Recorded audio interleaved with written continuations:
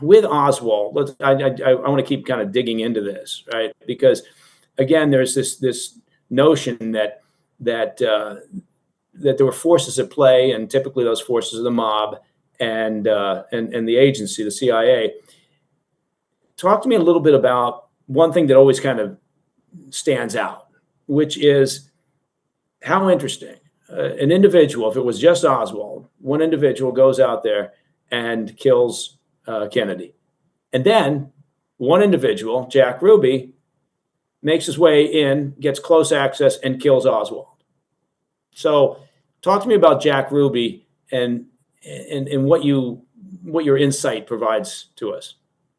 Yeah, I mean, Ruby's one of the major reasons, that not only I was suspicious in the beginning, but a lot of people from the get-go just say there has to be something more to this. When you actually investigate Ruby, I have more on him, I think, in the book than anybody had published at that time, sort of following him from before the assassination through every minute afterwards. He's really a guy who's a wannabe mobster. He's not a made man. He's not part of the mob, but he wants to be a tough guy. He throws people. He's his own bouncer at his club, his nightclub.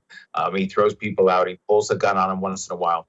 And in Jack Ruby's world, this guy, Oswald, had killed the president of the United States. And Ruby, when he gets the opportunity on a Sunday, he walks down the street and they're about to bring Oswald out and transfer him from the Dallas police over to the sheriff. He sees this rampway, he walks down. And when he pulls his gun out and kills Oswald, it's almost the spur of the moment. He thinks the people are going to clap him on the back and say, Jack, you did the right thing. You cleaned the stain from the Dallas. You eliminated the guy who killed the president. And when he's tackled by the cops, Mike, he says, hey, you know me, it's Jack. It's Jack. All the cops knew him because they used to hang out at his club. He thinks he's going to get at the most what's called murder without malice. It was a Texas charge in the 1960s, maximum sentence 5 years, sort of like a manslaughter charge. He's stunned when he gets convicted of murder. One last thing on Oswald, by the way, when you talk about, being part of a plot, how he could have been. He took a bus ride down to Mexico City. That's how he got there. 3 different buses. It takes him overnight.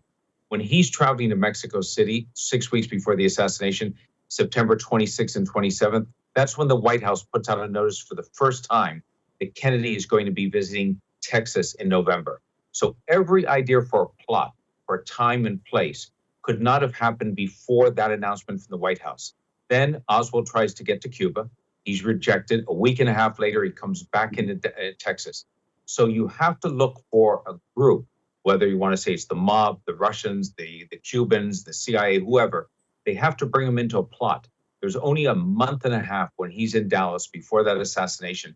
That's what I always challenge everybody to do. Show me a scrap of evidence. Show me something credible, a telephone call, a person, somebody reaching out to him. It's not like today when you can send a text, send a social media or a direct message. You had to have some type of contact. It's a very narrow window. And that's where it really falls down, where you just can't find Oswald in contact with anybody other than his Russian wife and his friends were hosting her out in Irving, Texas. Okay, that's it's a very valid point. I know right now there's a lot of people watching this and and throwing things at the TV because it's never going to be settled. My argument with the release of the documents is always the same, which is okay, they got to release them, but don't imagine somehow that it's going to put all of this to rest. Because again, as you pointed out earlier on, I don't think there's going to be a smoking gun.